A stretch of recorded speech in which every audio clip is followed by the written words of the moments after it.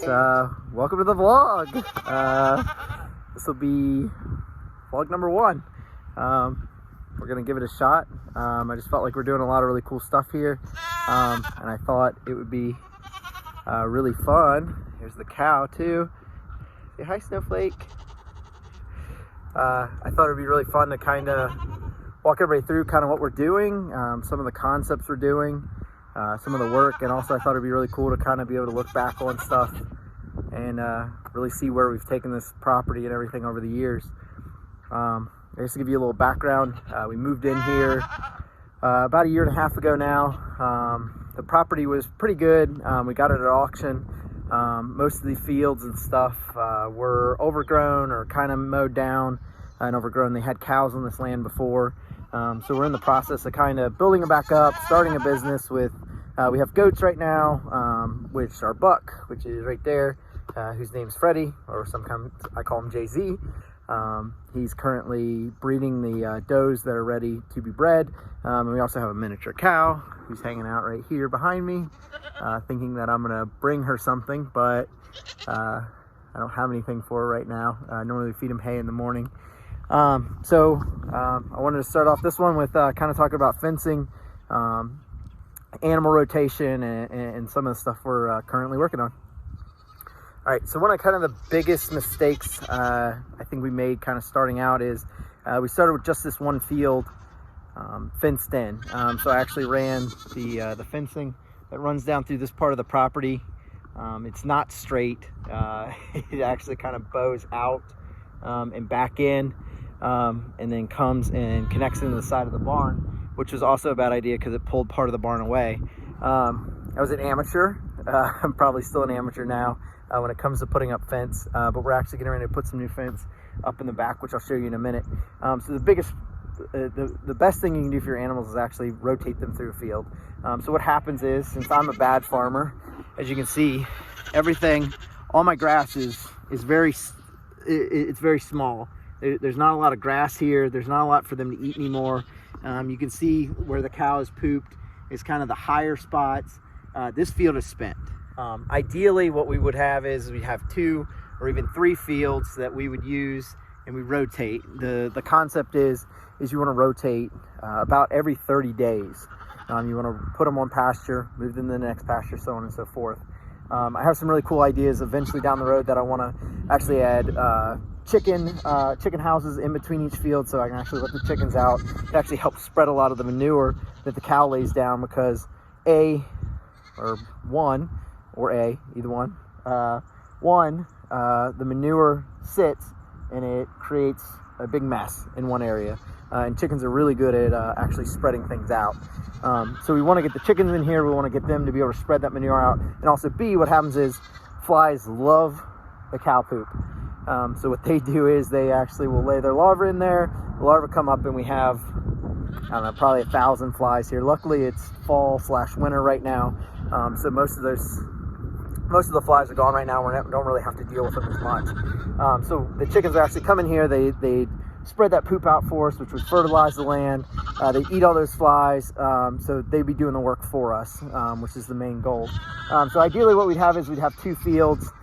So right now what we're actually working on is actually going back into this field. All right, so I kind of want to walk you guys through where we're putting the new fence. So this is kind of the back side of my barn here. So the concept, what we're going to do is we're going to actually fence in this whole field back here. There's a ridge back over here that I'll show you in a second. So what we want to do is we're going to actually come off the side here. We're going to come out, I think we decided 12 feet off of there, so we can have a gate over here. We'll then we'll follow this line down through here, and then we'll cut back into the woods here. As you can tell, I have a lot of stuff in my way. Here's actually one of my marker posts from kind of the line I want to go. I want to go to that taller tree in the back there. So what I'm going to have to do is I'm going to have to clear a lot of stuff out so I can run my line. One of the most important things when you want to run fence is you want to make sure you have straight lines. So what we'll do is we'll actually put stakes down. We'll mark where our line will go. We'll get some ground paint. We'll mark that. And then I got a new tool coming in the mail, hopefully today. Hopefully it's already at the house waiting on me, and I'll show you that too. All right, so one of the newest toys that I bought to help me kind of clear stuff is called the Forester. I got this on Amazon. I saw somebody on YouTube actually use this. So basically it's a saw blade that attaches the end of your weed eater to convert it into a brush eater. So it can take down trees. You're going to probably look at about anything, say 2 inches or less. You're going to be able to take down maybe in the 3-inch range. You're going to be able to cut it and slice it. So I'll leave the link to the description down below where you can get this on Amazon. I think I paid like $10 for it. So not a lot, especially since I already had the weed eater. So it was the cheapest investment to actually get something that I could take down some brush. So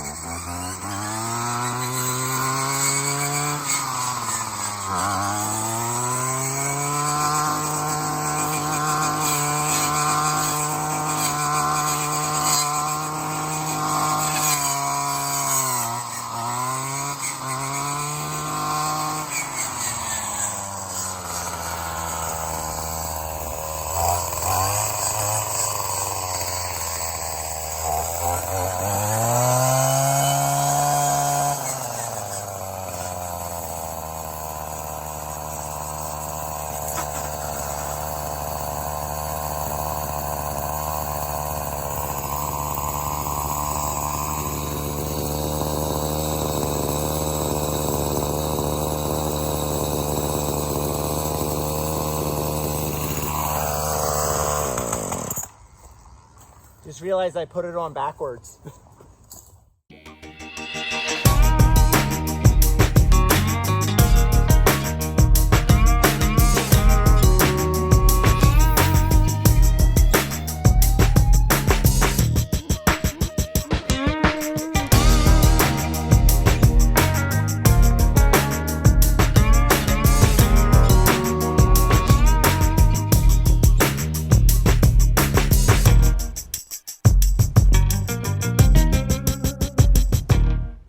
One of the best parts about this stuff is goats. The goats will absolutely love eating this stuff. So we'll literally just throw it over the fence and then they'll have a little snack for themselves.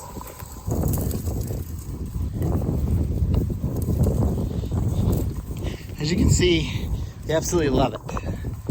Kind of shadowy there, but as you can see, they love it. And it gets that stuff out of my hair. I'll let them eat on it until they get it completely stripped down. And then what we'll do is we'll put it on the old burn pile and we'll burn that stuff eventually once we get the... All right, so we got that kind of out of the way. So what we'll do is we'll keep working, kind of pushing back into this way. Again, I need to make myself a straight line, kind of from this large tree right here. Hi, Willow. From this large tree here. So the smaller tree will need to come out. I think we're good on these few trees. I think my fence is going to come on just this side of it. I'm hoping I don't have any issue with roots or anything like that once I get to that stage. And then other than that, I think we should be good. The string will kind of tell me more than anything. And looking at this, I might actually have to get my brush hog out some more and actually brush hog some more down through here once I get this stump. Get rid of this stump and get rid of that tree. So we'll keep chugging along. I also have a machete. The machete is going to help me get a lot of the stuff up. Any machete will do. You can get them at Harbor Freight. Amazon has them. You can pretty much buy a machete anywhere. They're all good. All right, so we'll keep whacking away at this. I'm actually looking at this and I'm wondering if I'm not going to go right to the left of that tree. It's going to be really, really close. I apologize too. It's really windy. I'm hoping that the audio isn't really messed up.